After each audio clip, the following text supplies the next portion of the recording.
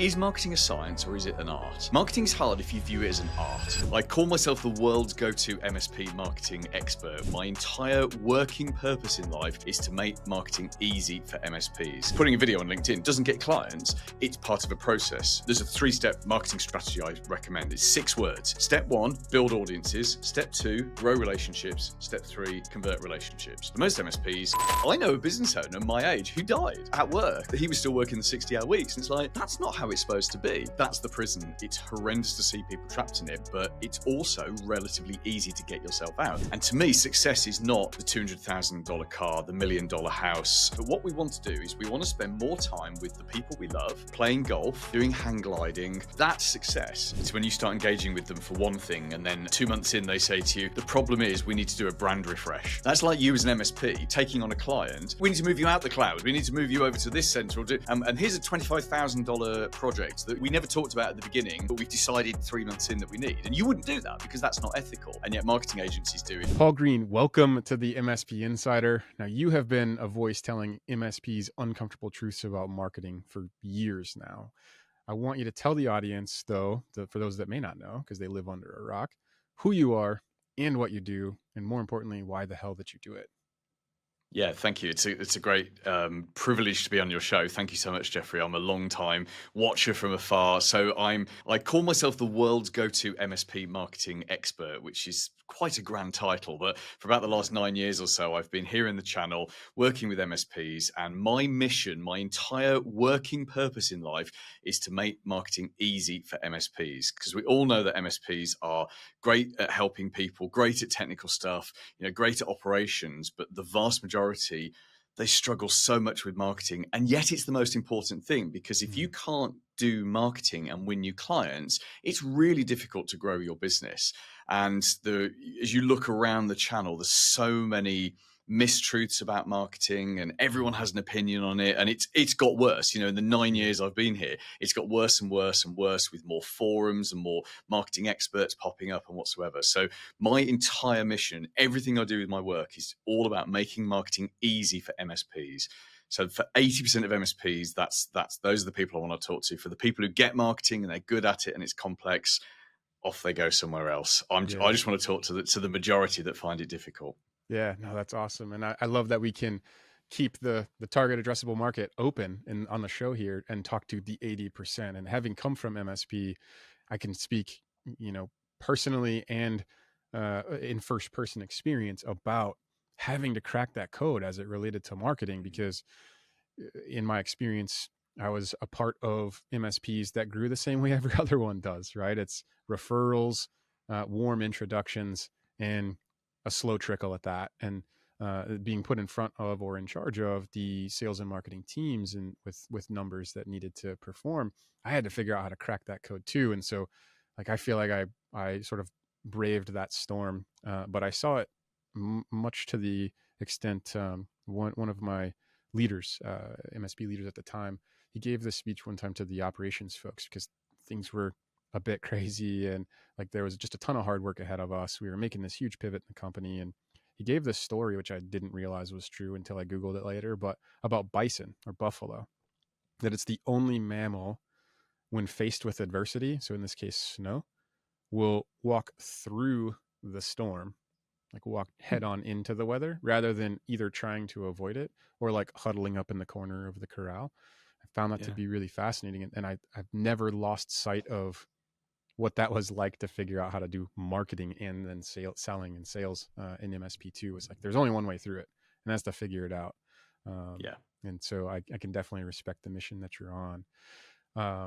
For these episodes, the way that we kick them off is the previous guest gets to leave behind a question that the next guest gets to answer, sort of this double blind date, so to speak. And so the question for you, Paul, comes from Roddy Bergeron. He's with SureWeb.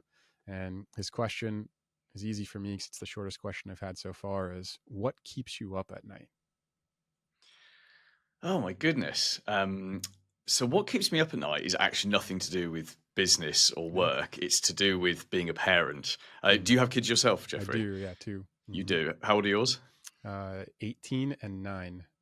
Okay, so you've gone past the hell that I'm currently at, which is I'm actually a sole parent, so I Okay. have a 14-year-old called Sam who is at 14. Hmm. She's 80% amazing and 20% terrifying, Right. and it's that 20% terrifying bit. And as they get, they reach those early teenage years, there's Hmm. things they do, isn't there, and things, sort of attitudes that come out and all of Yeah. that stuff. But yeah, what keeps me awake at night is yeah, I've been in business for 20 years. I've seen all the good things and the bad things. I'm sure I Hmm. haven't seen everything, but I've seen most of that. That Sure. no longer keeps me up anymore. It's Yeah. it's the parenting stuff I don't know. Hmm. And yeah. Yeah, I could Yeah. definitely relate to that. Really on both sides of the spectrum. So at 18, Yeah. it's kind of like, oh man, but now you're at that age, right? Like 18 was sort of always this magical age to number, at least in the States, where it's sort of like, okay, you can be an adult now. Same And here. not Yeah. that you're on your own, so to speak, but it's that ethereal number that they sort of pursue is like, you've kind of not held them back by any means, but you've been the parent over top of it the whole time. And now Yeah. it's this interesting balance between finding the independence, taking the independence, yet all of the same fears to your point, and like What worst case well, what I like scenarios. is how she'll tell me in a 5-minute conversation, and I hope she's not outside listening to this, but she'll Yeah. tell me how I'm a terrible person. I'm as you say, I'm holding her back. I'm awful. She hates me. But can I have money? Could Yeah. you reset the Wi-Fi, please? And I need Right. you to drive me over here now. And Yeah. it's all of those things combined. So hey ho, all parents have this, I suppose. Yeah, absolutely. No, it's a fair answer. So, in preparation for our conversation today, too, you had shared three different things that make you feel a bit unhinged, really, as it relates to the MSP community. And I really want to kind of dive into some of those. And the first one was this concept of business prison, right? Now, you had said that MSPs, they're basically giving their lives to feed the business. And in one of your episodes, you had talked about like the ultimate MSP marketing strategy. And I kind of wanted to flip that a little bit and ask like, is the ultimate MSP strategy actually to build a business that serves your life instead? That's a really good question. So, yeah, you mentioned my podcast. It's Paul Green's MSP Marketing Podcast. On anywhere you listen to podcasts, you can find that. Yeah. And the prison that you talk about is the prison that most MSPs get trapped inside. In fact, it's interesting when you were talking earlier about the MSP you worked in Hmm. and how the referrals dried up. I see a pattern, and not everyone follows exactly this pattern, but there's something similar to it. So you start your own business, and you're really good at what you do, technical work. It doesn't really matter what you're Hmm. doing, but you're doing it for someone else somewhere. Maybe you're in an internal IT team, or you're working for a big business or something, and I did this myself. I did this when I was 30, so 20 years ago. I was a radio presenter. I worked in a big radio group here in the UK, and I was on the radio and also running the station. And Hmm. I had, as MSPs do, I had what's known as an entrepreneurial seizure. And if you've Hmm. ever read the book The E-Myth Hmm. by Yeah. Michael Gerber, which is like a 1984 book, but it could have been written for today. It's a great book, and it talks about the hell in our heads and in our hearts of being a business owner. But initially, it talks about how you have this entrepreneurial seizure. You've done it. I've done it. Every MSP who's ever started a business has done it. Where you Hmm. suddenly think, oh, I should start my own business. It's going to be amazing because I'm going to control who I work with, what kind of work I do, how I do that work. These things Hmm. are really important, these control things. And I'm going to have a better life, and I'm going to earn more money. Yeah. And compared to the employment, which of course employment is restrictive, and employment is great, Hmm. right? But it's also highly restrictive. You and I can just take tomorrow off if we Yeah. want to. We won't, Right. but we could, right? We can Hmm. give ourselves a pay rise anytime. We can go on vacation tomorrow, all of that stuff. When you're in employment, there are certain rules that go around that. So you Hmm. have this entrepreneurial seizure, and the MSP starts their own business. And for the first year, it's amazing because you're taking control. You're sticking it to the man that used Hmm. to be your boss, right? It's Yeah. it's the best feeling in the world. And I've started about 4 or 5 businesses, 2 of which have worked really well, including the one I'm in now.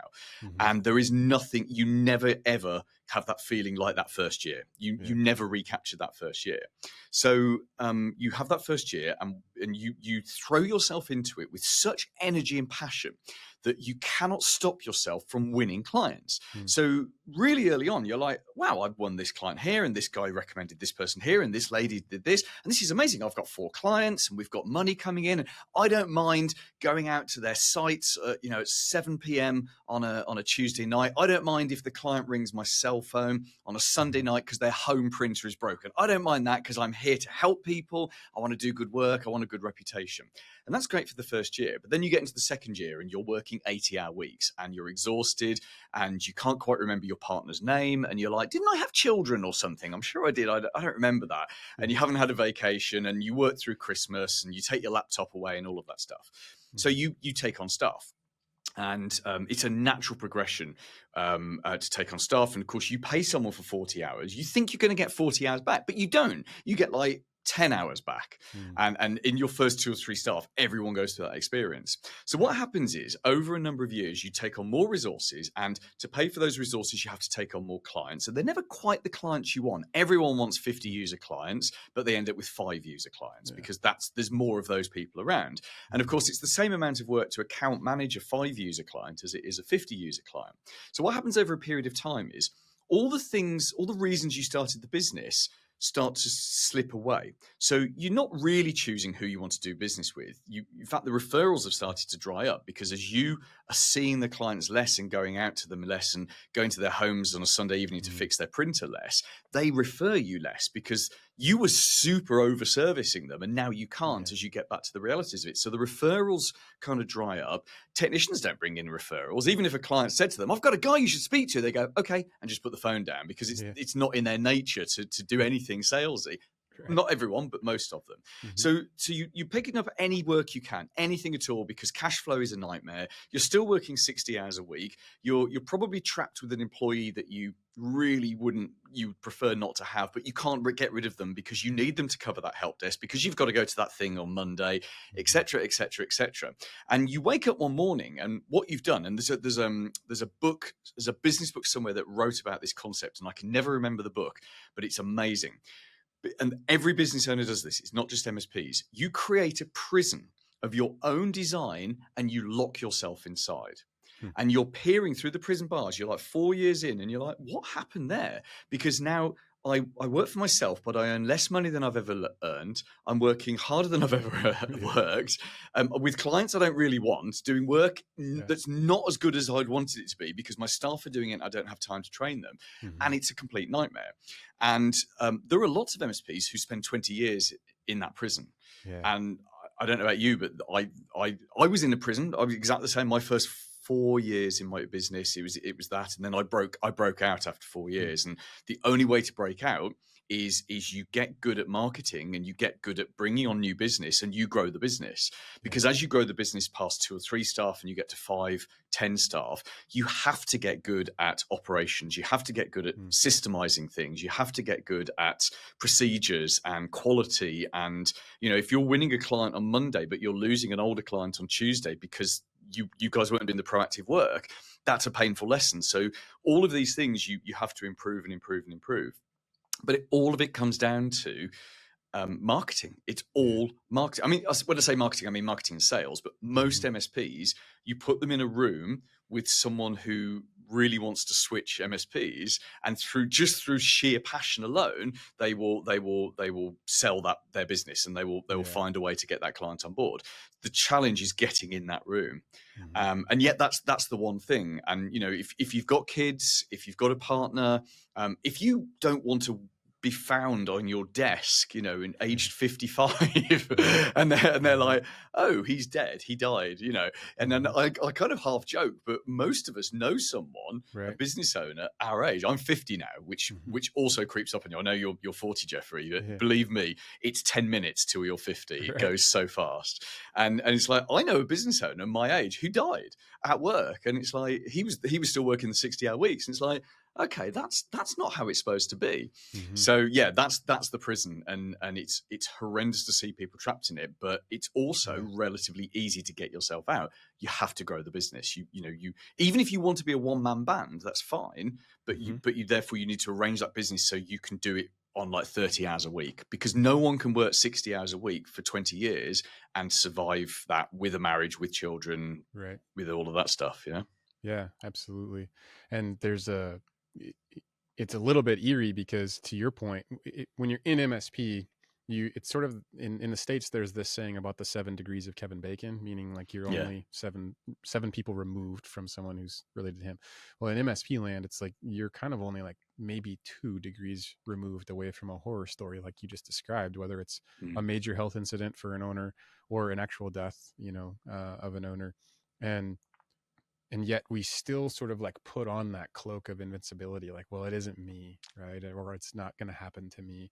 And even if it isn't, and even if it never does, it's not a very fulfilling way to make your way through life, right? You may as well have chosen or go back to being the employee for someone else, because while you might sacrifice some of your freedom or, the optionality of it all, like, you're also going to be shedding so much of that stress, anxiety, torture, and ultimately the prison, to your point, of the thing that you've placed yourself in.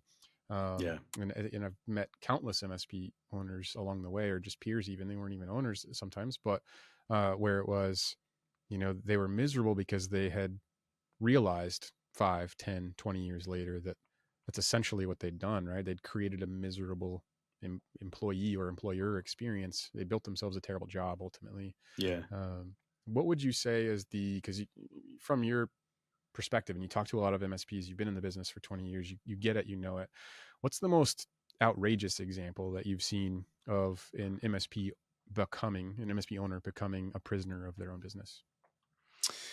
That's a good question. I've only been in the channel for 9 years, but that's long enough. I must have spoken to 1,000 MSPs easily, because you do, don't you? Right, yeah, You're a magnet for talking to people, yeah. and I can't think of a specific example, but the ones that make me sad the most is exactly that. Is when you talk to a 50-year-old who's been doing it for 15, 20 years, and they're still. Oh, I know what it is. It's when the clients still call them on their cell phone. So their first 10 clients who have been with them since 2007, right? Mm-hmm. and they'll in fact, I did a meeting. So I'm based in the UK, but I work with MSPs all over the world. I have a service called the MSP Marketing Edge, and in fact, we have more clients in the US now than we do in the UK because of the nature of there being more MSPs in the US. But I remember about 4 or 5 years ago, I was in a room here in the UK with a UK MSP.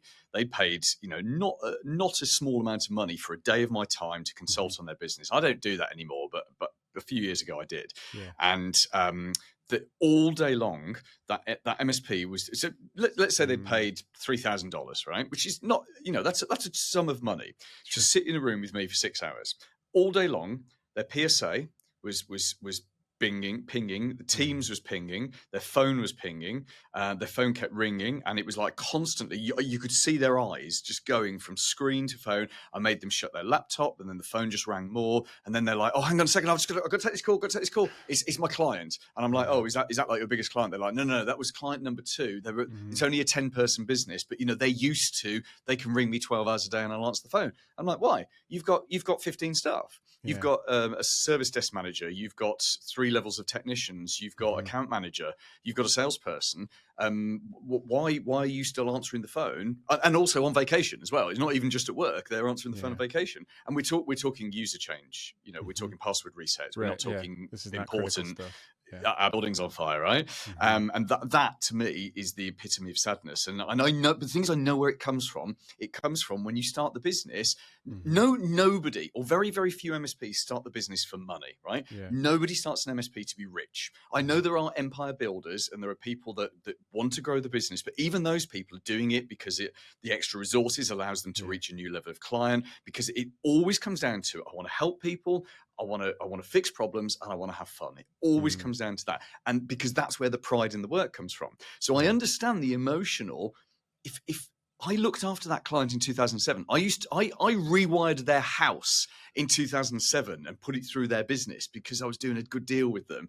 I've got to keep the service levels up. The reality is, as the business owner, your service levels are trash Yeah. compared to your team, because your technicians are sat there, not, tapping their fingers with nothing to do, while you're racing between client sites and trying to juggle 3 phone calls at once. So it's an absolute Yeah. nightmare. But that makes me sad, because the client's getting a bad service, and the Mhm. business owner's paying Paying that the personal ultimate price. And price. Yeah. every time you have to get involved in a ticket, or you have to do this, or you have to talk to a client, we only have a certain number of spoons of energy. There's a Mhm. theory called spoons, right? So if you've got 50 spoons of energy, and you give a spoon of energy to deal with that ticket, or to pick that up, and you get to like 4 in the afternoon, how are you supposed to do marketing? You've barely got enough Mm. spoons left to drive home and have a beer and jump on the couch and watch Yeah. Netflix, right? Right. So yeah, I think we certainly, as we get older and we've been longer in our businesses, we've got to prioritize and do the difficult thing, and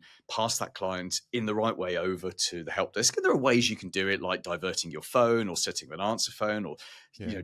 having a client dedicated number, which is your old number, which just goes straight through to the help desk, and you get a new number. There's Yeah. lots of subtle ways of doing it. Or you just say, hey, do you know what? I've got a whole infrastructure that's going to look after you better.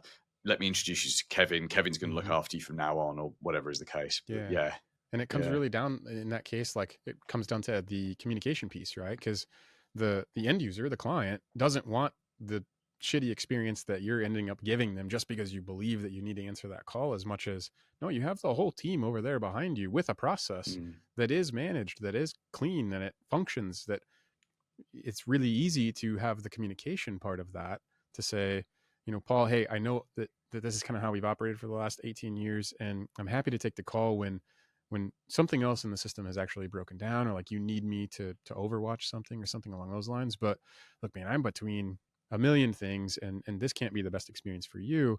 But what I yeah, do want you to do is just call this number where I've got 12 people, right? And then just walk them through the expectation setting ultimately, because yeah. they want that kind of experience too.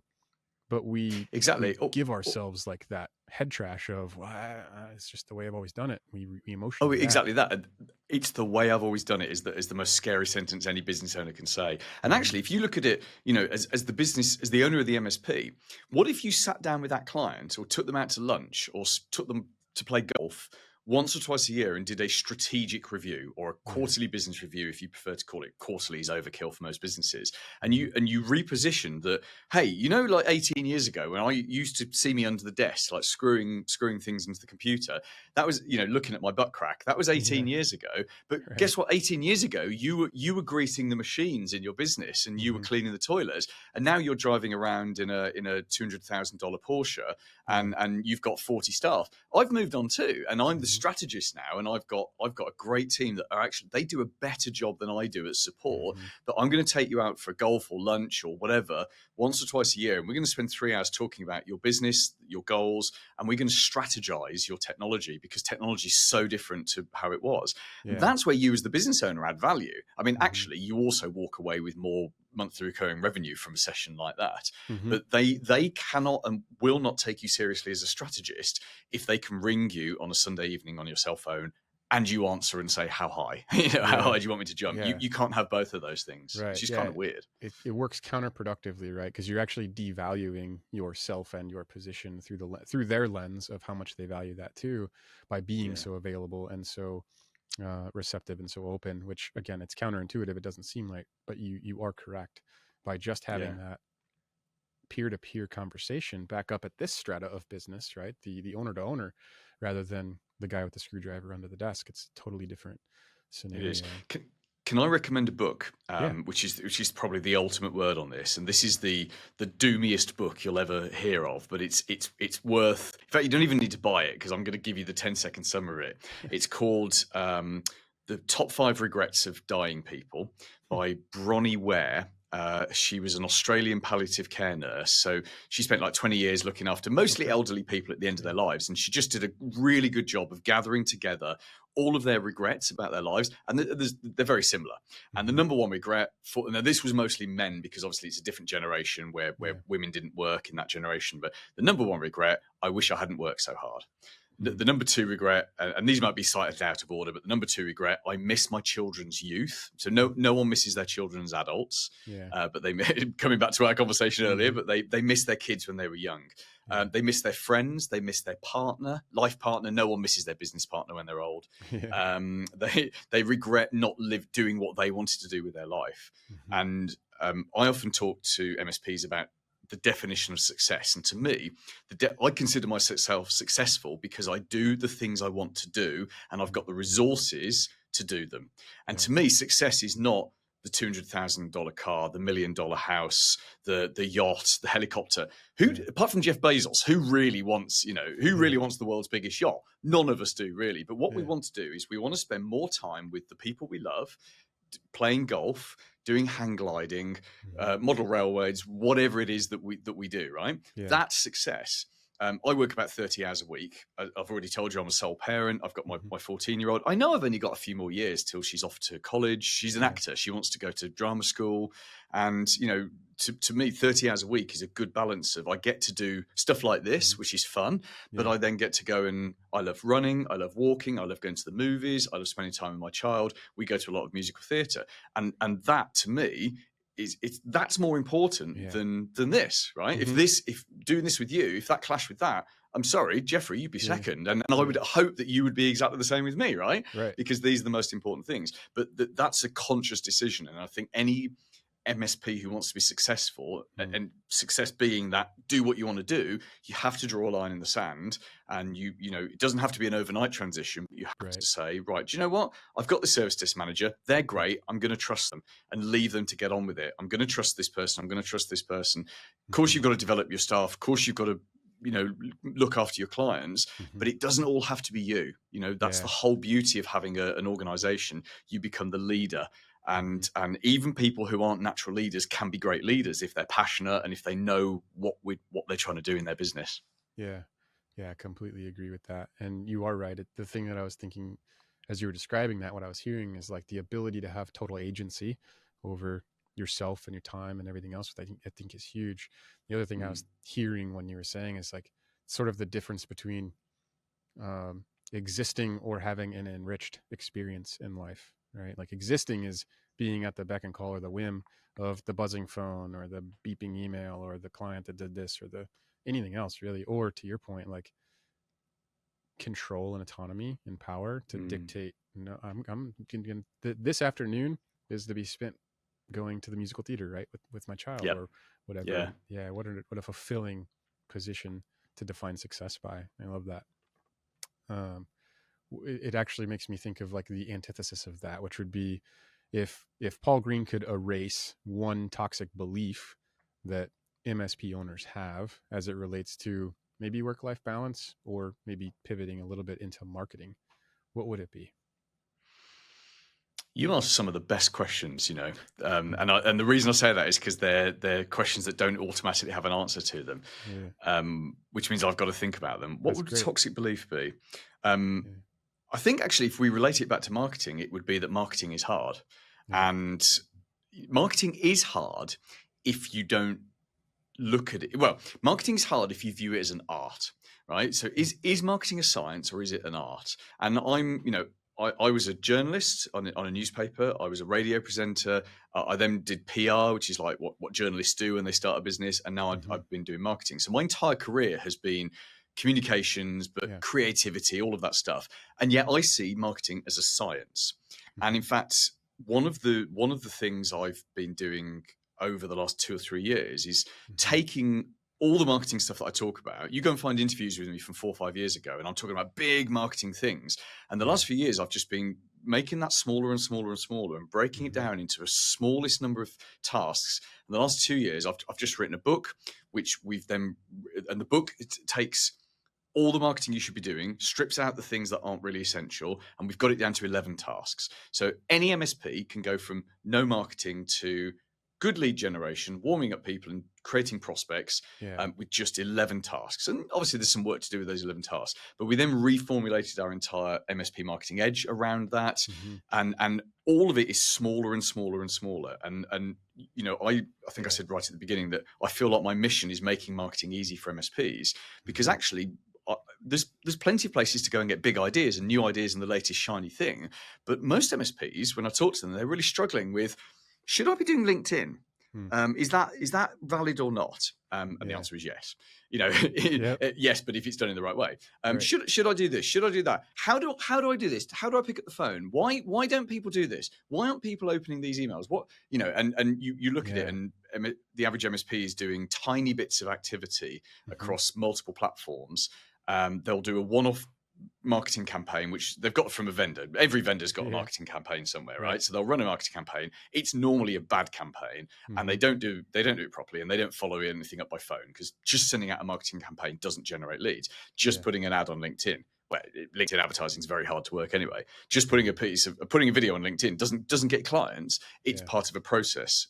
There's a 3-step marketing strategy I recommend. It's 6 words. It's as simple as, I can't make it any fewer words than this. Step 1, build audiences. Step 2, grow relationships. Step 3, convert relationships. So building audiences is having lots of people to talk to. For most MSPs, go build up your LinkedIn connections, go build up your email database. And you can actually use your LinkedIn connections to grow the email database, which I can come on to if you want to. It's not too difficult to figure that out. But that's it. So there are 20 audiences you could build. For most MSPs, just do LinkedIn, just do email database.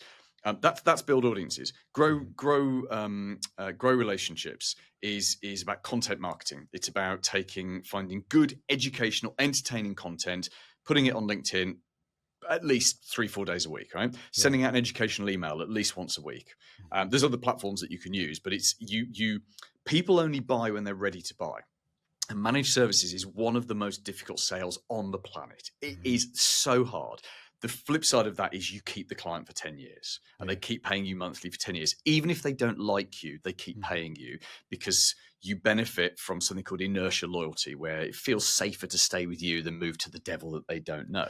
So that's why it's so hard to win the business in the first place, because that works against you at the sales phase, but it helps you at the retention phase.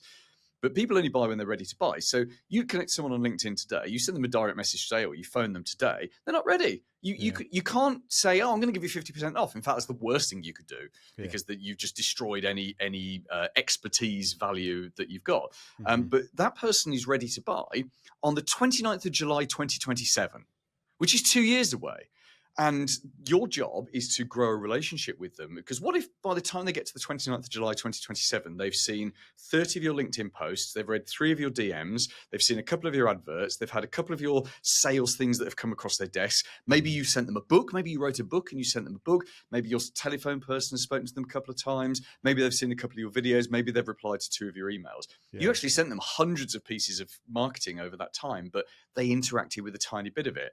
They wake up that morning, July 2027, they're ready to have a conversation with others because they've finally had enough of their incumbent MSP. You're still not guaranteed the sale, but you're guaranteed a place at the table. And that's all you need, is because they're like, oh, who's that person whose emails I sometimes see? Who's that person who sent me a newsletter once? Who's that?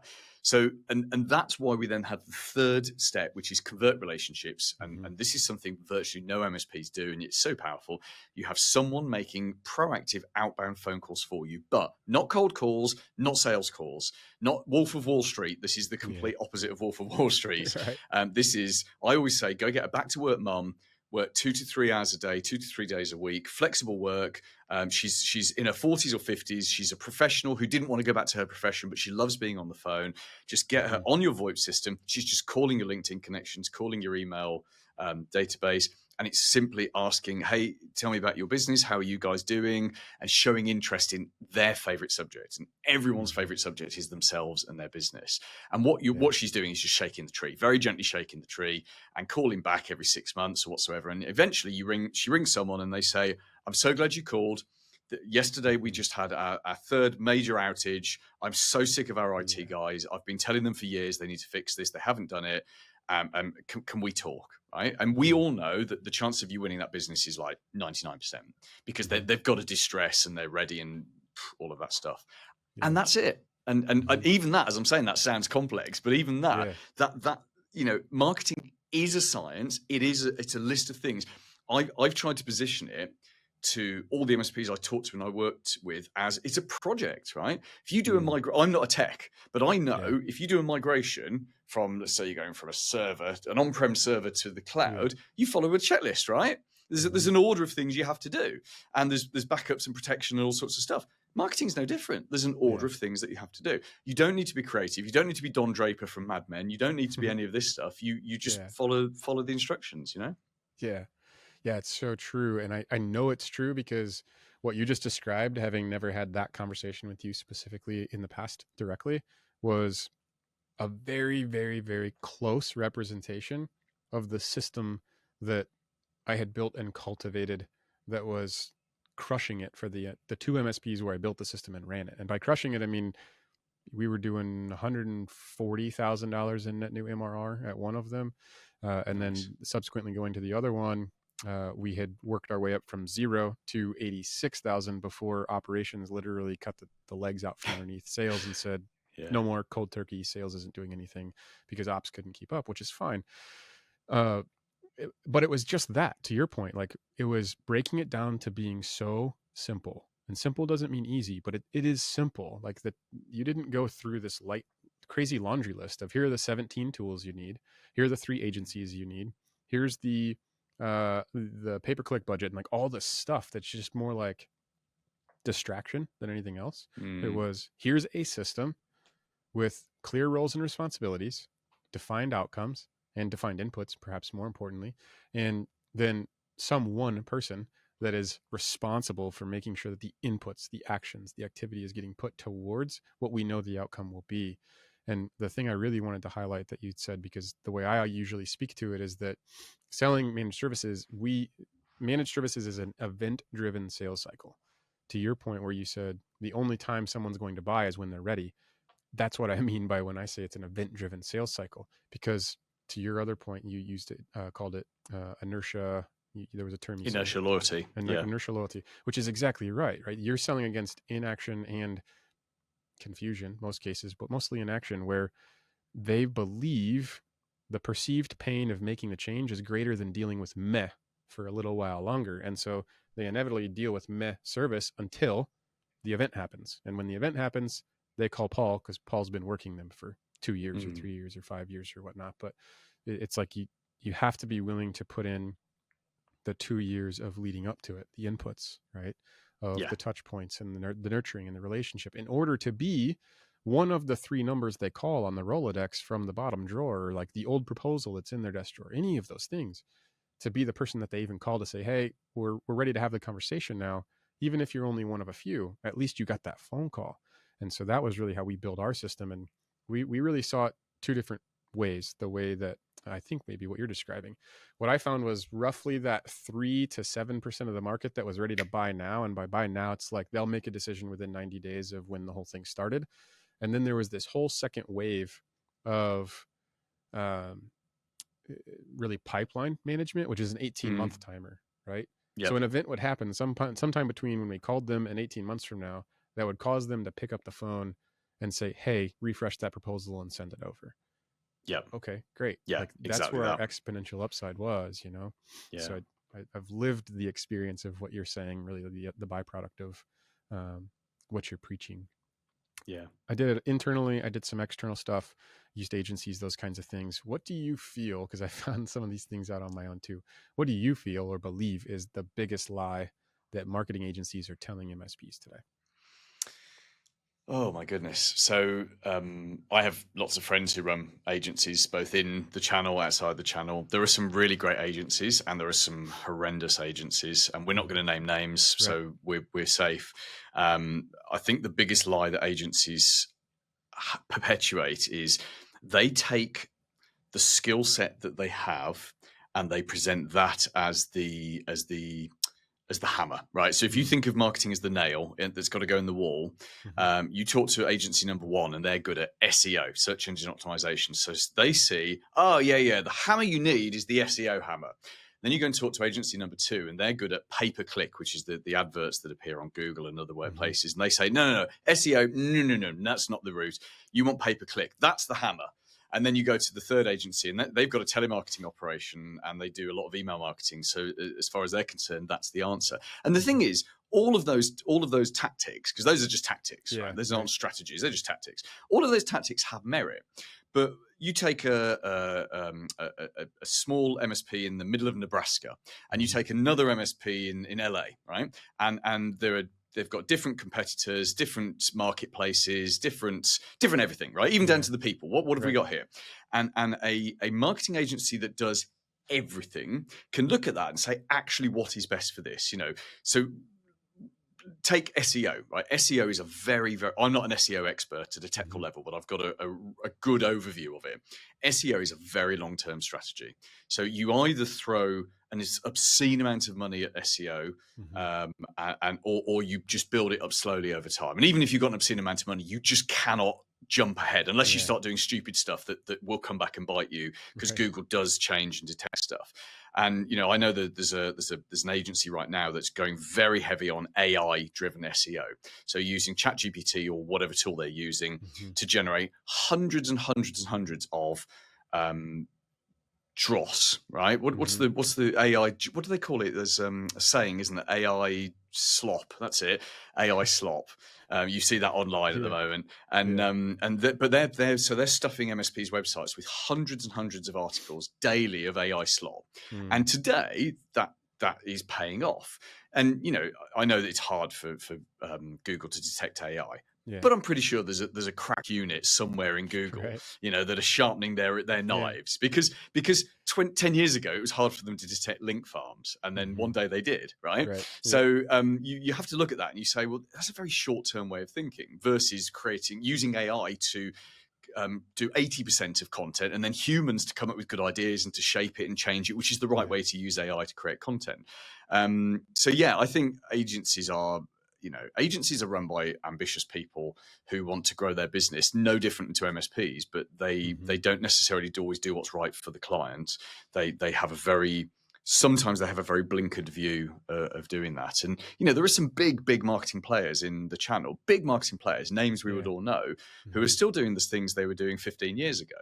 And a lot of those things still work, but a lot of those things are also no longer suitable because tactics change. Strategies never change. The strategy to, like we were saying about building relationships, growing relationships, converting relationships, that's the same as you could have done that in the 60s, right? The 1960s, if you had an MSP, if you had an IC back then, it would be, but the difference is you'd build audiences by going down to the bar or going to the country club or going to associations. Whereas today you do it all online, but that strategy hasn't changed. But a lot of the tactics do have to change, and AI has changed a lot of the tactics we use, and it will continue to as it becomes more useful. One of the things it makes me sad when I see that. I agree. And having to wade through it as a buyer, right, on the MSP side was no enjoyable process either. And because it's one of those things that you don't know what you don't know. You are trying to solve the problem. You're placing trust, faith, whatever, hope more than anything else in the outcome that you're being sold or promised rather. And then, in most cases, the fingers end up getting pointed back on you anyway, to your point where it's like, oh, nope, well, you did PPC and you should have been doing whatever else, like AdWords instead. It's like, God, okay, great. So it's just like, there's so much guilt and shame and everything else wrapped up in that side of the process. It's when you start engaging with them for one thing, and then 2 months in, they say to you, the problem is we need to do a brand refresh or we need to do a website refresh. And what they're doing is they're buying themselves that's like you as an MSP taking on a client and 3 months in saying, oh, we need to get rid of all of your servers, or we need to move you out the cloud, we need to move you over to this center, or and here's a $25,000 project that we never talked about at the beginning, but we've decided 3 months in that we need. And you wouldn't do that because that's not ethical.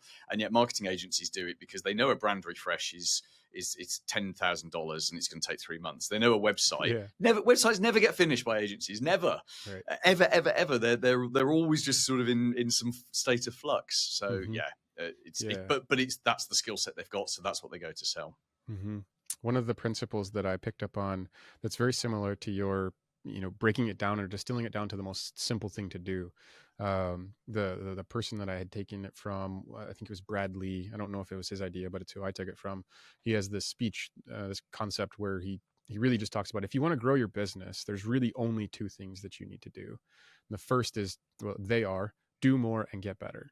And I was like, Mm. man, that sounds so simple. But then I sat and listened to the speech, and basically it was essentially saying, like, stop getting so distracted by everything you could do, and instead just go back and look at how you got to where you are, right? So did you used to do a bunch of sponsored golf events? Did you go to the chamber events? Did you do this association booth or whatever? Like, just what is it? What did you do in the past that got you the results that you got? And ignore the ones that didn't produce any results. And so now you're going to do more of those golf events because that's where your clients came from. Okay, great. So we got the doing more part down. And then where the get better part came was, well, how much did you convert, right?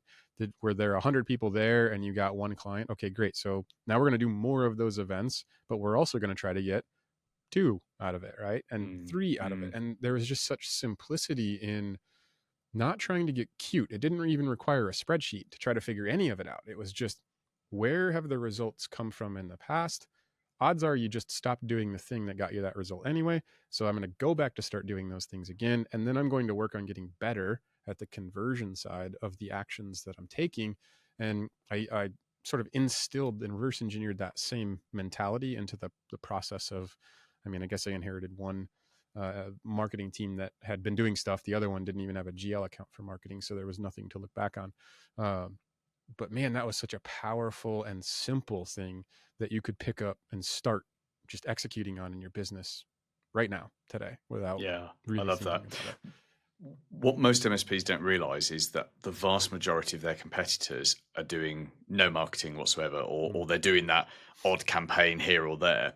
Mm-hmm. And in any marketplace, and the MSPs that you worked at, you were probably either the market leader or became the market leader, or you were one of only 2 or 3 that were actively Mm-hmm. doing marketing. So no wonder you were getting up to, like, what do you say, $114,000 of monthly Yeah. recurring revenue. It's Yeah. inevitable, Right. because you did lots of activity consistently, and you just Yeah. kept doing it for a Mm-hmm. number of years, right? It didn't all Yeah. happen on day one, did it? No, It built absolutely up not. over time. Yeah. And in any marketplace, anywhere in the world, and I work with MSPs in 22 or 26 different countries, any marketplace, even if you've got, because we work with MSPs in LA, where there's like an MSP Yeah. in LA will have 5 competitors on their street. Right. Never mind the rest of the area, because Yeah. there's like 6 million MSPs in LA County alone. But even in LA, the vast majority are not doing any marketing. So Mm-hmm. the MSP that gets a good, solid, basic marketing system in place and then implements that system well for 10 years, they Mm-hmm. win. And my definition of winning is they just most MSPs, 1 new client a month would be Mm-hmm. almost too much. Yeah. One new client maybe every other month will be enough, depending on how many users. I appreciate, Sure. there's a cost There's of some nuance. Yeah. opportunity cost of a new client, but if any MSP in the world had 1 new client a month, for the vast majority, they'd be like, oh, that changes everything. That'll do. That Yeah. the business grows, it's predictable. I can put more resources in, more staff. I can start getting my life back, spending more time Yeah. with my partner, hang gliding, all of that stuff. Mm-hmm. Yeah, I think that's But a that really comes from important point. consistency. Yeah, that's an important point that you make too, and it kind of goes back to the simplification that you brought up earlier. Is we bite off more than we can chew on something that we don't Mm. understand to begin with. So it's like, yeah, I want to grow by 100,000 in MRR. Okay, fine, that's a noble goal. To what end, whatever. But like, how do I get there? And you start building all of the system and the process to do it. It's like, well, how much have you done in the last 12 months? Have you even signed any clients, right? So first, like, the delta between where they are and where they're trying to go sometimes is too big. The other thing is this disservice of, um, what is it, analysis by paralysis kind of a thing, right? Yeah, Well, if I want to do yeah. that, then I've got to go get a list of 20,000 new leads, and then I have to segment it, and then I have to enrich it, and then I have to do this other thing, and it's all cold, and I'm using just all this outdated stuff. And we get caught up in the distraction of the action, right? And like, we feel like we're going to see results because we're doing things, but doing a lot of the wrong things isn't going to get you any closer to the goal than doing a few of the right things. And so Mm. if I could just encourage to your point, if one client a month was more than enough for you to truly enjoy the growth that your business needs, like, start so simple with, like, what would it take me to go get one client, and just turn it into bite-sized chunks and you can Yeah. start to really like see it and feel it and shape it. And to more anything else, like you could go out and be a human in your own geographical location and go do the things that are necessary to get you one client a month without overcomplicating it and making it just this behemoth that's nearly impossible for most to manage on their own because they don't know the things that you know, as an example. Yeah, I agree. I'm going to very quickly plug my book because it only came Sure. out in Yeah. January this year. Absolutely. It's a 60-minute read, deliberately simple. You know exactly what we've just been talking about there. It's called MSP Marketing Start Here. It's on Amazon worldwide. Every single Amazon as paperback and Kindle, and will be on Audible eventually. But it's exactly that. And you cannot take longer than 60 minutes reading this book. But it's got those 11 tasks that I was talking about earlier, and Yeah. the simplicity. And it's, you know, if you're doing no marketing or very little marketing, get this book. For everything you need is in that book. I mean, Yeah. I've not, as much as I've cut it down and made it as simple as possible, and that means there's some details that aren't in there. That's the plan, right? And Yeah. by the way, the marketing in there is what I do, right? So Right. we have 700 MSPs that we work with in the MSP Marketing Edge, and they all came from doing this. Exactly this is my own version of it, because obviously I work with MSPs. I'm not an MSP. But it's no different. And you're exactly right. It's like, find some stuff that works, keep doing that stuff, and just as you get bored with it, keep doing it. And then when you get bored with it again, keep doing it. And then some new shiny toy comes out and go, that's nice, and keep doing what works. Keep doing it. And Absolutely. you can try new things, sure, but not at the expense of keeping the old things going. Yeah, I completely agree. And I think because of the analysis paralysis, the overcomplication of the marketing piece, and I agree with you, like the simplest, and especially since it's in you you've already stripped out all the fluff, right? There's nothing more than just like, here is the guide, go do the things. As Alex Farling would say, is like, push button, get banana. Like, just go do that thing. And but I believe what happens in our minds, especially when we start attacking things that we don't know, is ultimately we're fighting this feeling of intimidation, really. And so I wanted to take the conversation to this last point that we had spoken about what I find to be relatively intimidating. I did when I was an MSP. I have felt intimidation directly as now being a vendor too, and that is the Reddit reality check, as I labeled it. So you had mentioned that things like the subreddit for MSP being unnecessarily intimidating. What makes you say that when it's supposed to be this great community resource, right? Yeah, I think the first ever community I joined in the channel was the Tech Tribe in 2017, I think. When pretty much the Tech Tribe was like 6 months old, I think something like it was really early on, and I'm still an active member now. There are many other great communities I know, and I'm just picking the Tech Tribe because it's where my personal experience is. But it's just such a great community because everyone is there to help everyone else. And now and again you get spats because there's 4,000 odd people in there, so there's bound to be personality clashes now and again. And then one day a friend texted me and said, "Hey, they're talking about you on the MSP subreddit."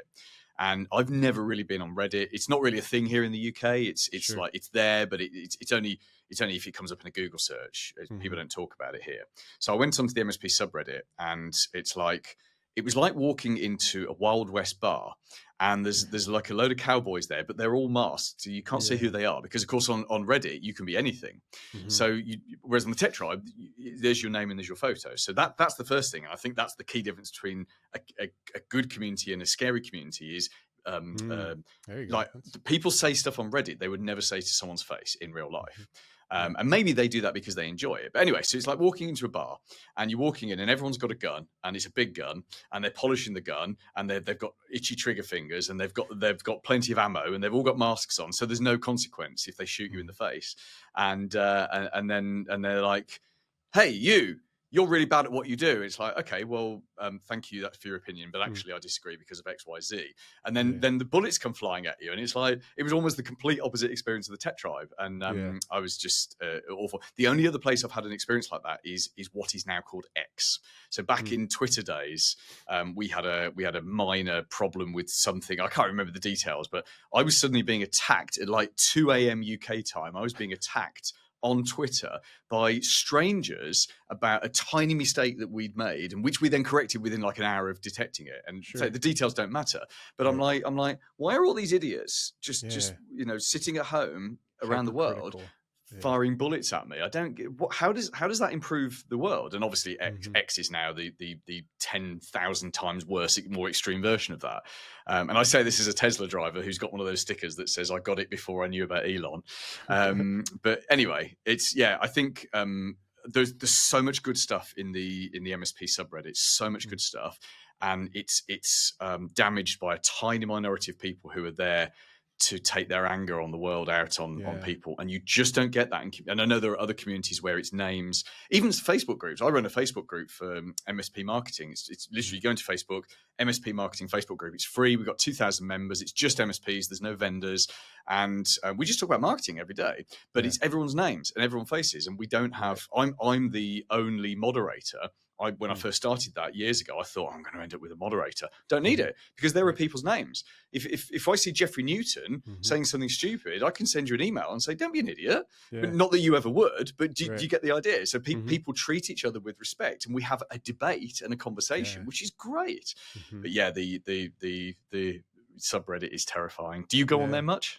No, well, I only go on there when I get pulled into it, when my name Yeah. or my company is getting talked about, right? And then it's just going in to figure it out, which there have been certain scenarios. I mean, I had um, one individual, so just talking AI and automation, like we have automations set up to actually just follow the subreddit and I do. then interpret whether or not it should be of interest to myself or the company, right? Basically just watching the brand.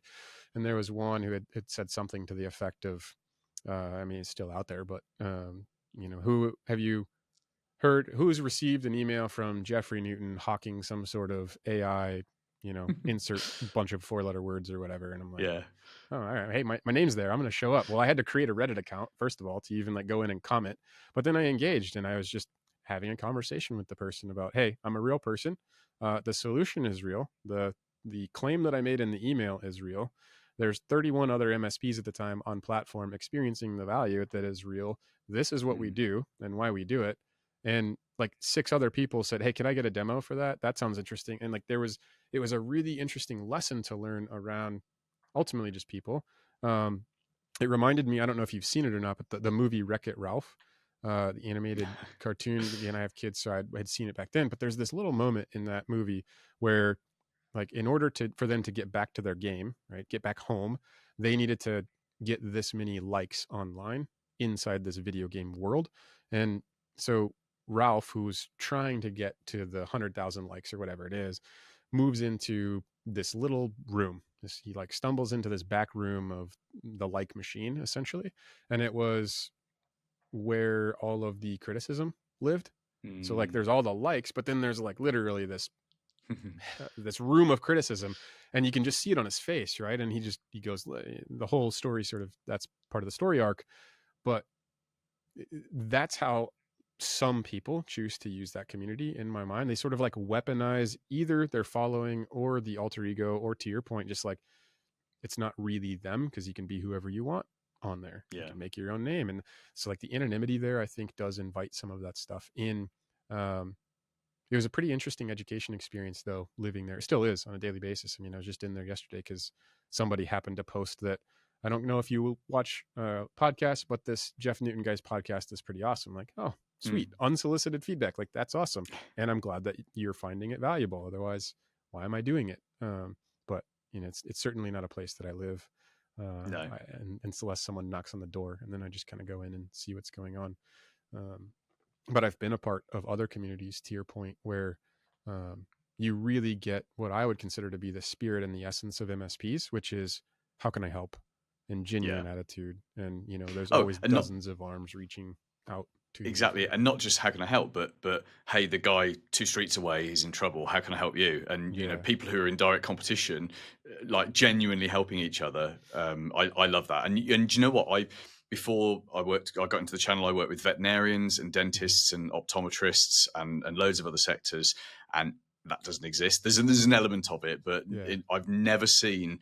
And this is what makes the MSP subreddit so annoying and so frustrating. It is not representative of what's happening in the real world, where Mm. people will, an MSP will go and help Yeah. another MSP in the same town.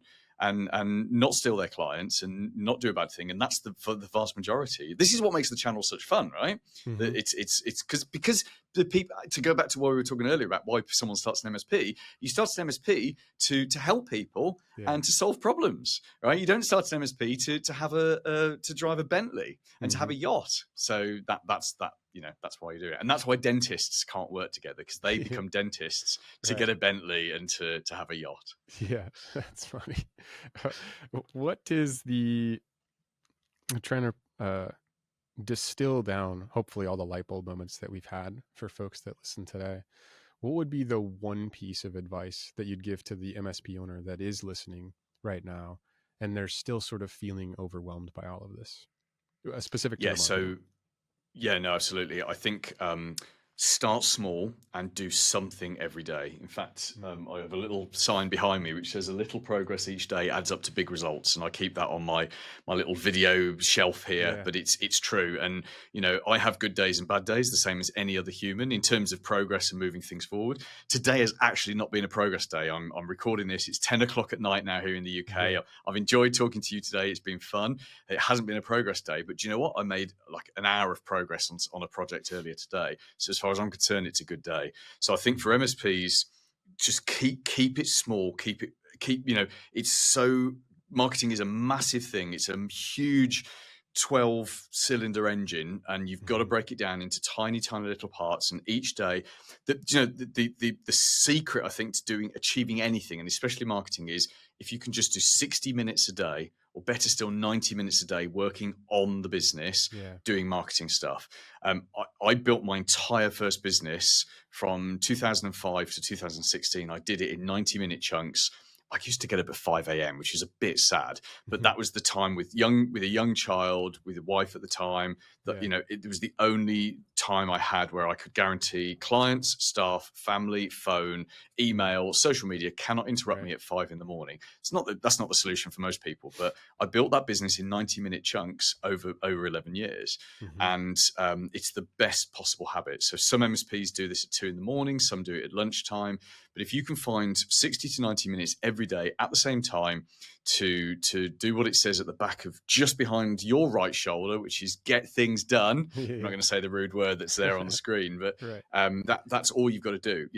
If you can make a little bit of progress on a little marketing task every single day, you wake up at Christmas 2025 and you're like, oh wow, we won 4 new clients this year. That's cool. Yeah.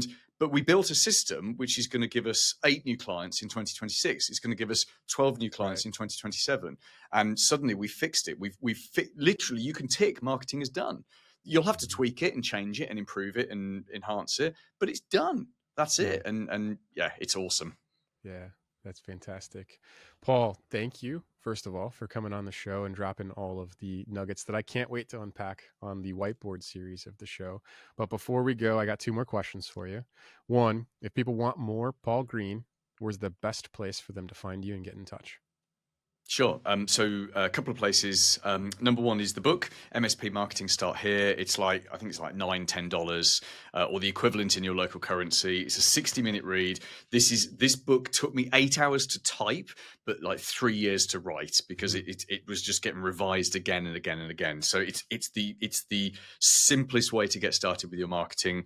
And then follow me on LinkedIn. Just type in Paul Green MSP Marketing, and I have a podcast. It's nowhere near as good as yours, but hey, we enjoy it, and it comes out every Tuesday on every single podcast platform. It's called Paul Green's MSP Marketing Podcast. In fact, you've been on it. I can't remember which episode you I were was on, still but in I the know MSP at the time. Yeah. Yeah, I think you were, and I think you're in like one of our top 30 episodes. So Nice. we need to get you back on now, because obviously you've got other stuff to do. So Yeah. we'll do that.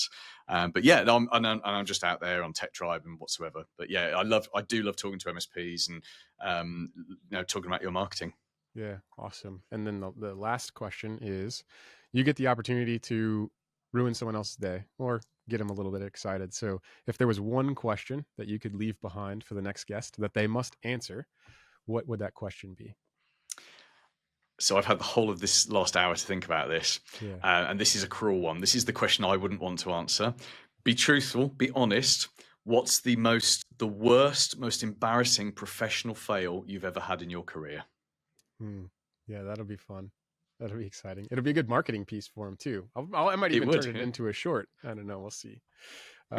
Excellent. Again, Paul Green, thank you so much for coming on this episode of MSP Insider, and thank you again to the audience for tuning in and listening. You can find everything you're going to need to know in the show notes, and I'll link to anything else, including Paul's book, when the episode goes live as well.